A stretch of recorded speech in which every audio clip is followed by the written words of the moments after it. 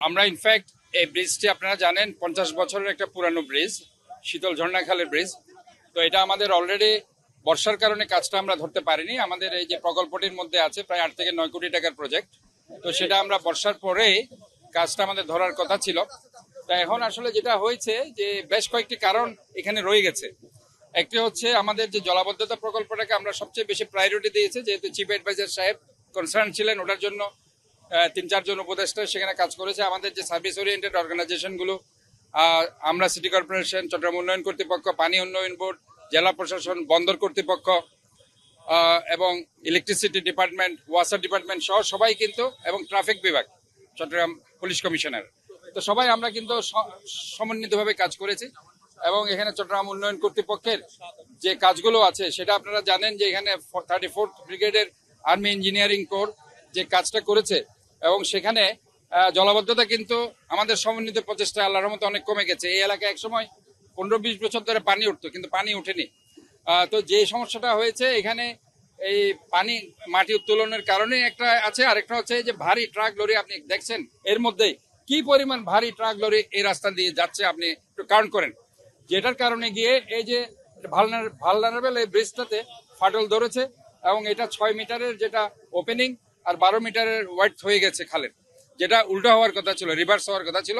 তো সেগুলো সব ফ্যাক্টর মিলে এটাতে ধস নেমেছে। আমরা আশা করছি যে বর্ষার এই ধরেন আর হয়তো 10-15 দিন আছে, ইনশাল্লাহ আমরা এটা শেষ হওয়ার সাথে সাথে কাজটা শুরু করব।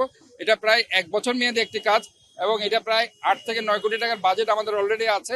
এবং সেটা আমরা মনে করি যে অল্টারনেটিভ যে ব্রিজের অংশ আছে, যেহেতু এটা একটা 20 ফিটের একটা ব্রিজ, এটা আমরা 60 ফিটের ব্রিজ করে দিব এবং স্টেবল ব্রিজ করব। যেহেতু এটা একটা কমপ্লিট একটা ব্রিজের একটা অংশ, ওই অংশে আপনি দেখেন এখনো পর্যন্ত কিন্তু ওটা ভালনারেবল, কিন্তু গাড়ি যাচ্ছে। আমরা এই জন্য তাদেরকে সতর্ক করছি যাতে করে কোনো ভারী ট্রাক, লরি, বাস এদিক দিয়ে যাতে না চলে। এবং 1 বছর হয়তো তাদেরকে এটা কষ্ট করতে হবে, কারণ কাজ চালাতে হলে এক সাইড এমনিও কাজ করতে হবে, আরেক সাইড খোলা রাখতে হবে। কাজে এইভাবে আমাদের কাজগুলো করতে হবে। এবং আমি এই জন্য সাধারণ মানুষের কাছে ক্ষমা চেয়ে নিচ্ছি, আপনারা এখানে বাস, ট্রাক, লরিগুলো এদের অ্যালাউ না করে শুধুমাত্র হালকা যানবাহন, প্রাইভেট কার, মাইক্রোবাস সবগুলো এগুলো চলবে। পদক্ষেপের মধ্যে আপনারা দেখেন যে আমরা এখানে কাজটা শুরু করে দিব, যেহেতু আমাদের এটা বাজেট অলরেডি আছে, এবং আমরা এটা অলরেডি অ্যালোকেটেড করে বর্ষার পরে কাজটা শুরু করার কথা ছিল। যেহেতু ভারী বর্ষণ এবং এখানে বিভিন্ন কারণে সেটা ধস নেমেছে, তা আমরা আশা করছি যে আমাদের যে ব্রিজের যে এক্সটেনশন অংশ ওই পারে আছে সেটা যাতে আমরা ইনট্যাক্ট রাখতে পারি, এই জন্য আমরা কাজটা এখনই শুরু করে দিয়েছি। এবং আশা করছি ইনশাল্লাহ আজকে অথবা কালকে সকালের মধ্যে আমরা এটা স্টেবল করে দিতে পারবো।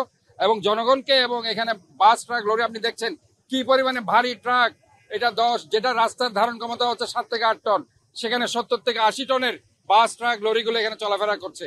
তা আমি এই জন্য বলছি যে এই রুটে বাস, ট্রাক, লরিগুলো আপাতত 1 বছরের জন্য বন্ধ থাকবে। অল্টারনেটিভ একটা রুট তারা করবে, এবং 1 বছরের একটা সময় লাগবে এই কাজটা সমাধান হতে। সেজন্য ভারী যানবাহন চলাচলের জন্য আপাতত ট্রাফিক বিভাগ থেকে কোনো সিদ্ধান্ত নেই। আমরা ডিসি ট্রাফিককে আমি ডেকেছি, উনি কর্ডিয়ালি আমাদেরকে সাহায্য করছেন। এখানে ট্রাফিক বিভাগের অন্য কর্মকর্তাও আছেন, তারাও অল্টারনেটিভ রুট তৈরি করে দিচ্ছে। নাসিরাবাদ হয়ে আরেকটা রুট যেটা আছে সেটা দিয়ে ভারী ট্রাক লরিগুলো চলবে, এদিক দিয়ে শুধু হালকা যানগুলো চলবে।